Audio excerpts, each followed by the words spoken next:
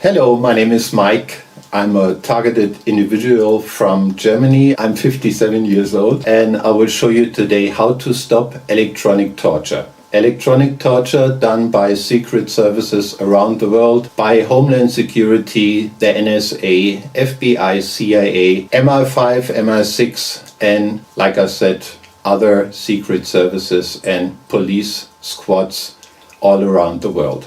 Electronic torture is done with scalar wave equipment used by your perpetrators, and like every equipment there is a weak point, and I will show you this weak point today.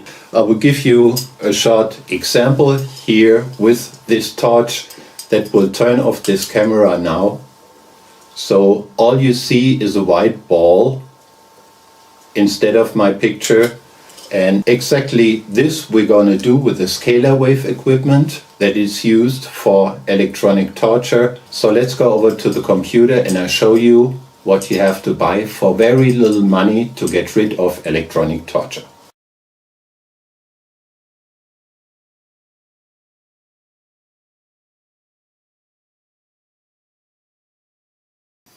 So basically what you need is a CVS driver and a power supply for that. Let's start with a CVS driver. This is a device that produces scalar waves, and as you see here, it consists of a secondary coil and a resonance circuit, which is basically exactly the same what you see here on this photo of a Tesla coil. A Tesla coil is very large and nothing you want to put in your apartment, so the CVS driver is perfect for your needs. So what happens when you turn on a CVS driver? I will show that to you with a picture of my room, and this is how your perpetrators see your room through the scalar wave equipment. Now let's place one of those CVS drivers on my desk, and this is what they would see if your CVS driver is run by 12 volts and 5 amps on the power supply. On the next photo, you see the white ball, the invisible zone, on a 24 volts and 20 amps power supply. And if you have a strong CVS driver with 48 volts and 40 amps, they can see nothing at all in your room. So if they don't see anything, they can shoot at you and they can't torture you. So this is one of the two devices you can buy. This one is called induction heater. It's used for, as it says, induction heating, and it produces tons of scalar waves that make you invisible to the scalar wave equipment. When you turn on the induction heater, you can touch the coil. As you see here in this video, there's no danger. But if you take, for example, a piece of metal and put it in the coil, it will heat up in seconds.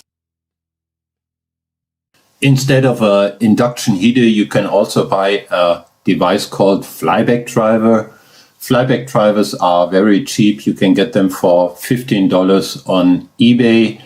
You can use a flyback driver if you want to make arcs and sparks, like you see here in this little video, but you don't have to do that to produce tons of scalar waves that make you invisible to the equipment that your perpetrators use. So the most important thing when you buy a flyback driver or an induction heater is the power supply. You can use for a small induction heater, of course, a PC power supply. It should have at least 500 watts, and this will give you about 12 volt and 40 amps, which is enough for a little induction heater or a small flyback driver. If you want to spend more money, you should get a good power supply. Good power supplies are a little expensive, as you might know. You might also have a good power supply in an old receiver or an old television, if you have that in your basement, take a look. Maybe it has 24 to 48 volts and a lot of amps to run your flyback driver. When you have your power supply and your induction heater or your flyback driver, please always turn on your power supply first. I recommend you to make a switch between the power supply and the CVS drivers, a power switch like seen here on this photo. Connect minus from the power supply to minus from the CVS driver and make a switch between the plus pole as seen here on this photo.